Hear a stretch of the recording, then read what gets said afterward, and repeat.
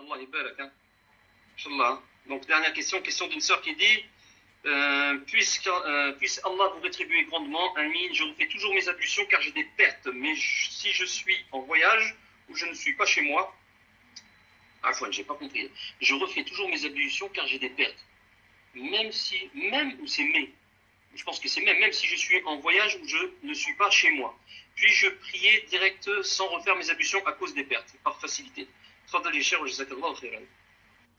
Par rapport aux pertes, on avait dit, Vous avez perdu le mic.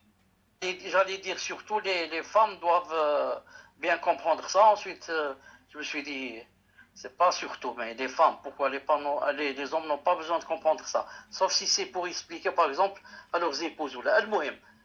Il y a 2 ou 3 avis. L'avis qui dit que c'est de la souillure, il faut faire le wudu. Et l'avis qui dit c'est de la souillure, c'est pas de la souillure, mais il faut faire le wudu. Et l'avis qui dit c'est pas de la souillure, il faut pas faire le wudu. Cheikh Ibn Uthaymin a choisi l'avis moyen. C'est de dire que les pertes ne sont pas de la souillure, mais que quand même la personne doit faire le wudu. Donc qu'est-ce que gagne la femme? Elle gagne que puisque ce n'est pas de la souillure.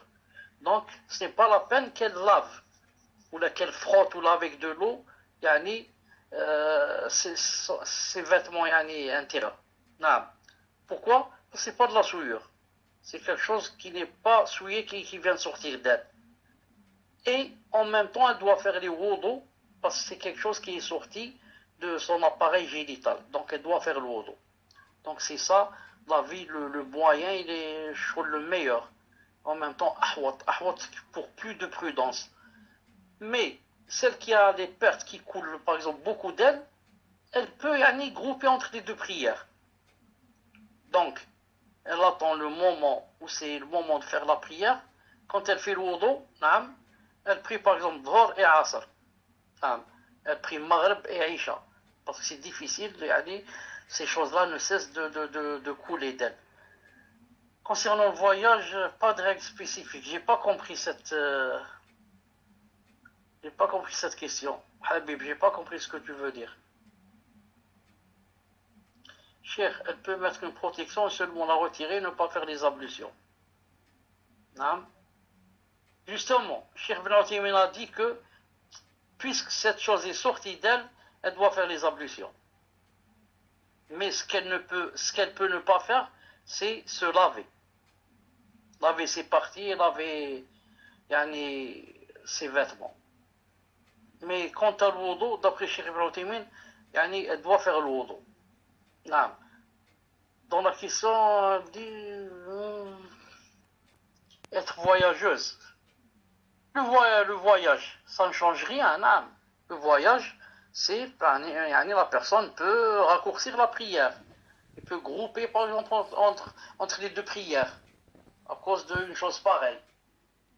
Mais elle ne peut pas, par exemple, ne pas faire le wudu, d'après l'avis de Cheikh Ibn Uthaymin. Wallah subhanahu wa ta'ala alam.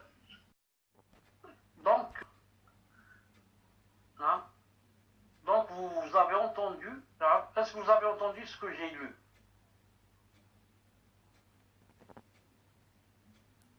Alhamdulillah. Que d'après Cheikh Ibn Uthaymin, les pertes blanches donc n'annulent pas les pertes blanches. On n'annule pas les ablutions. Je voudrais seulement poser une question. Quelle est la preuve? Quelle est la preuve que ça, c'est sa dernière parole? Et que ce n'est pas le contraire. Et que ce n'est pas qu'il a dit ça, ensuite à la fin, la dernière parole, d'après lui, que ça a annulé les ablutions. Si quelqu'un peut nous ramener une preuve ou une date, ça serait, Inch'Allah ta'ala, formidable, bi'idnillahi ta'ala. Voilà, pour être sûr, c'est sa dernière parole et non pas celle que j'ai citée.